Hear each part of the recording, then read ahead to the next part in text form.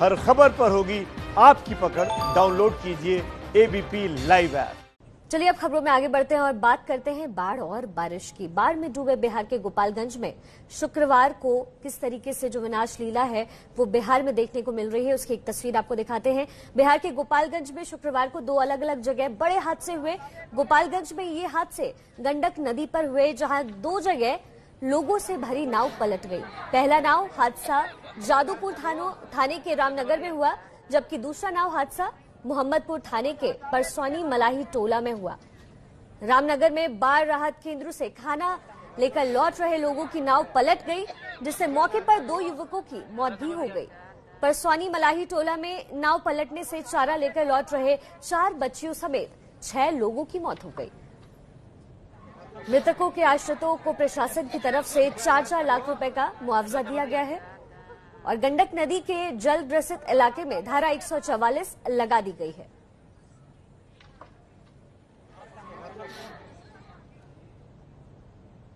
देखिए, बिहार में जिस तरफ आप देखेंगे यही नजारा आपको देखने को मिलेगा। अब बिहार के मुजफ्फरपुर की तस्वीर आपको दिखाते हैं, जहां बाढ़ आई तो किसी ने पानी के बीचों बीच मकान बना ली, तो कोई सड़क के बीचों बीच रहने को मजबूर है।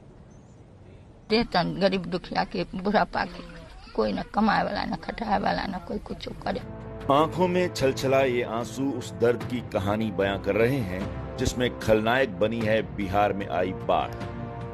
तस्वीरें बिहार के मुजफ्फरपुर की हैं, जहां बाढ़ ने बुजुर्ग दंपत्ति के सिर से साया छीन लिया।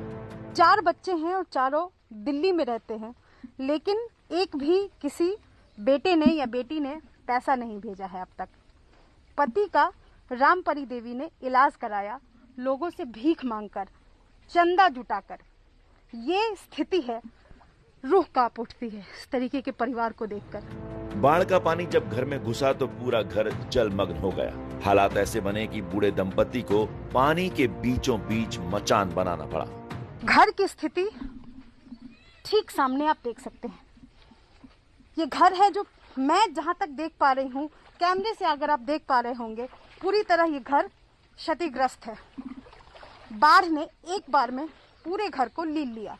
अब इस घर में कुछ भी नहीं बचा है। एगो बांस घास रही तो मसान खुद बना कर रही थी, कुछ कही के लिए कोई अवस्था नहीं है। तंगहाली में बूढ़े पति के हाथ में घाव हुआ तो पत्नी ने जैसे तैसे यहाँ वहाँ से रुपए जुटाकर मुश्किल से इलाज कराया। बाढ़ की ये वो त्रासदी है जिसने छत के साथ 2 जून की रोटी भी छीन ली है। आप इस दर्द को समझिए, इनका कोई नहीं है, ये पूरी तरीके से बेसहारा है। और ये दर्द बाढ़ के दिनों में निकलकर सामने आई है। जब एबीपी न्यूज यहाँ पर पहुंचा है तो इन्होंने अपनी दास्तां, अपनी मजबूरियां हमसे बयां की है। सड़क के बीचों बीच मुजफ्फरपुर दरभंगा हाईवे पर बने डिवाइडर पर बांस काटते हुए ये तस्वीरें महावीर की हैं। इनकर परसों जो है घुस गया पानी पूरा, तब क्या करे, कोई रास्ता तो दिखाना ही पड़ेगा। तो इसीलिए जो आए हैं बांस उसे लेकर के जो है सो कम से कम चलो जगह पकड़ लो कि कम से कम बाल बच्चा के भी लेकर के मालजा लेकर के भागे। ये कहानी बिहार के उन सैकड़ों परिवारों की है जिन्हें जब बाढ़ ने सताया तो सड़क बन गई इनका सहारा। कोई मचान तो कोई हाईवे पर आसरा लेकर किसी तरह गुजारा कर रहा है। आप यहाँ पर देख सकते हैं और समझ सकते हैं, ये वृद्ध इंसान है, इनकी उम्र लगभग 65 साल है। और इसी तरीके से एक और आशियाना यहाँ पर गाड़ा जाएगा तो जो भी धीरे धीरे करके यहाँ पर स्पेस है वो पूरा भरता चला जाता है। और ऐसे ही बरसात के दिनों में नेशनल हाईवे के डिवाइडर की तस्वीरें खासतौर पर नेशनल हाईवे 57 के आसपास दिखाई देती है। कैमरा पर्सन विशाल राय के साथ निधि श्री, एबीपी न्यूज, दरभंगा।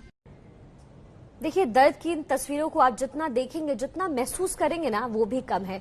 निधि की रिपोर्ट देख रहे थे आप। देखिए, बिहार का दरभंगा जिला भी बाढ़ से जूझ रहा है। दरभंगा की बागमती नदी से आए बाढ़ ने लोगों का जीना मुश्किल कर दिया है।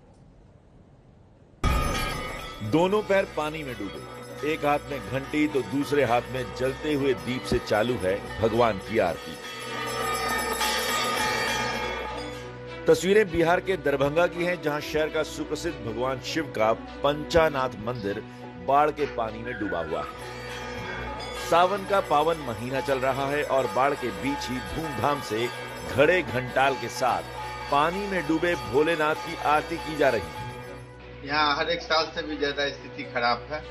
पानी में पूरा भोला बाबा डूबे हुए हैं, फिर भी सुबह शाम आरती बाबा को करते हैं। भोले बाबा 3 फीट तक पानी में डूबे हैं। ऐसे में भोले का जलाभिषेक भी बाढ़ के पानी से हो रहा है। बाढ़ से बेहाल ये तस्वीरें भी दरभंगा शहर की हैं। दरभंगा में बागमती नदी का जलस्तर बढ़ने से बाढ़ का पानी घर घर तक पहुंच गया है। घरों में 4 से 5 फीट तक बाढ़ का पानी घुस गया है और यह लगातार बढ़ता ही जा रहा है। काफी जल का मुटाव शुरू हो गया है, जो कि कितने व्यक्ति बेघर हो गए हैं। माल मवेशियों को लेकर कोई एनएच पर सहारा ले लिए, कोई अपने घर के सामने रोड है जो उससे हट करके सहारा ले लिए। पानी ने लोगों के जनजीवन से लेकर शहर का पूरा सिस्टम ही बिगाड़ दिया है, लेकिन लोगों का आरोप है कि सिस्टम के कानों पर जूं तक नहीं रेंग रही। हमारे यहाँ समस्या यही है कि हर एक साल जो है इसे बाढ़ आ जाती है और यहाँ किसी भी तरह का कोई निदान किसी भी सांसद या विधायक के द्वारा नहीं किया जा रहा है और यहाँ जितने भी मोहल्ला है सब में जैसे पानी घुस गया है। बाढ़ के बीच दरभंगा के नगर बीजेपी विधायक संजय सरावगी भी लगातार बाढ़ पीड़ित इलाकों का दौरा कर रहे हैं। एक तो कोरोना की त्रासदी है और एक जो है बाढ़ की त्रासदी है। सभी जगह पानी में भयानक पानी जो है बढ़ा है। सब इलाका पूरा डूबा हुआ है। केवल मेन रोड बाकी है, नीचे जो भी इलाका है वह पूरा डूबा हुआ है। सरकार ने घोषणा की है कि प्रत्येक बाढ़ पीड़ित को 6-6 हजार रुपया मिलेगा।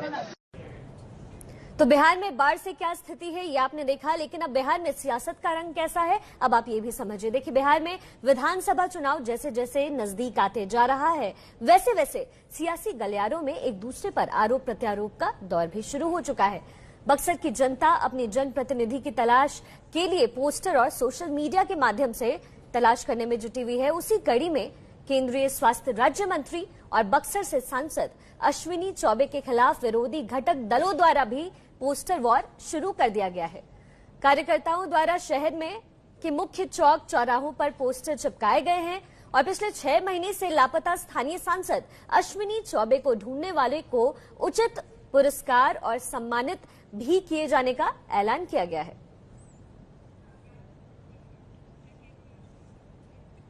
देखिए, बाढ़ की त्रासदी झेल रहे बिहार में जन अधिकार पार्टी के नेता पप्पू यादव एक बार फिर लोगों के बीच पहुंचकर राहत और बचाव कार्य में जुट गए हैं। इस वक्त हम बिहार के मुजफ्फरपुर में हैं और पप्पू यादव मुजफ्फरपुर के अलग अलग इलाकों में या बिहार के दूसरे हिस्सों में जा रहे हैं। ये जो हिस्सा है ये मुजफ्फरपुर शहर का हिस्सा है और शहर के बीचों बीच अगर आप देखें तो ये घुटने से नीचे का पानी है। आप अंदाजा लगाइए कि इसके आसपास कोई नदी नहीं है, इसके आसपास कोई बाढ़ प्रभावित क्षेत्र नहीं है। इन इलाकों में पप्पू यादव दौरा कर रहे हैं। बिहार में जब जब कोई आपदा आती है तो सुर्खियों में आ जाते हैं बिहार में जन अधिकार पार्टी के नेता राजेश रंजन उर्फ पप्पू यादव। वजह है आपदा के वक्त उनका रॉबिनहुड अंदाज। एक बार फिर बाढ़ और जलभराव की समस्या ने बिहार को घेरा है और पप्पू यादव भी मुजफ्फरपुर में लोगों के बीच पहुंच चुके हैं। हर साल बागमती और गंडक और बारिश हमारी जिंदगी को तबाह करता है। यह मुजफ्फरपुर है, दूसरी राजधानी। आपने पहली राजधानी को देख लिया, जान लिया कि वो नर्क से महानर्क, और ये दूसरी नर्क राजधानी है जहां आप सिर्फ इसको दुधारू गाय समझिए, इसको लूट का एक अड्डा है। पप्पू यादव यही नहीं रुके। बाढ़ को लेकर प्रशासन की नाकामी और विपक्ष की निष्क्रियता पर भी पप्पू यादव ने जमकर हल्ला बोला। 4 महीने से नीतीश कुमार गायब कहां है अन्य मार्ग से। विपक्ष के बारे में तो कुछ कहना ही बकवास है, जिसको कखरा का पता नहीं, हर अवसर को पिकनिक समझता हो। 7 दिन सत्ता पक्ष विपक्ष जाके पन्नी में सोए, जा करके नदियों के बीच मौत का मंजर देखे। रात होते होते पप्पू यादव हाईवे के किनारे लोगों के बीच पहुंचे। हाईवे पर टेंट गाड़कर बैठे ये वो लोग हैं जिनके आशियाने बाढ़ ने छीन लिए हैं। पप्पू यादव 19 दिनों से, आज मेरा 19वां दिन है मुजफ्फरपुर में, लगातार 19 दिनों से बाढ़ में सुपौल से लेकर के, सहरसा से लेकर के और बगहा, पश्चिमी चंपारण, पूर्वी चंपारण, नौतन में हर रात कहीं ना कहीं मैंने बिताया। सड़क किनारे हाईवे पर बैठे लोगों की ये तस्वीरें इस बात का सबूत है कि कैसे बाढ़ प्रभावित इलाकों में लोग एक अदद मदद की आस में लाचार बैठे हैं। देखिए, ये वही पप्पू यादव थे जो गोपालगंज में अभी कुछ दिनों पहले ही बाढ़ पीड़ितों की मदद करते करते खुद फंस गए थे और अब सियासत भी करने से बाज नहीं आ रहे हैं।